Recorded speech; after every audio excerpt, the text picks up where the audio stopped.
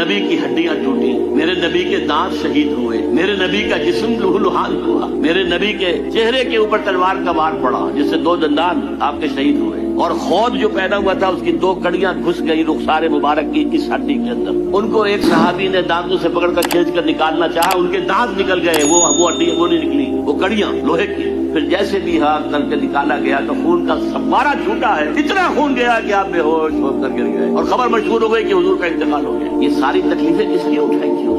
کیا حضور کو اچھا نہیں لگتا تھا کہ اچھا بھلا گھر ہو، کھلی فضا ہو، اچھا خوبصورت ماحول ہو، بچے ہوں اور ہر طرح کی آسائشیں ہوں؟ یہ صحابہ کرام کیا کر رہے ہیں؟ فاقے کر رہے ہیں، فاقے پر فاقہ کر رہے ہیں۔ غزوہ خندق میں حکم ہو گیا مشورے کے بعد کہ خندق کھودی جائے، دفاع کی ایک ہی شکل۔ اب سردی کا موسم ہے شدید، کئی وقت کا فاقہ ہے، پیٹوں پر اپنے پتھر باندھ رکھے اپنی چادروں کے ساتھ کس کر کہ پیٹ دورا نہ ہو جائے، کمر دوری نہ ہو جائے۔ حضور کے پاس آ کر شکوہ کیا ہے، شکایت کی ہے، اللہ کے رسول اب یہ بھوک ہم سے برداشت نہیں ہو رہی۔ دیکھیے ہم نے اپنے پیٹوں کے اوپر اپنے کرتے اٹھا کر دکھایا، اپنے پتھر باندھے ہوئے، آپ نے اپنا کرتا مبارک اٹھا کر دکھایا، 2 پتھر بندھے ہوئے۔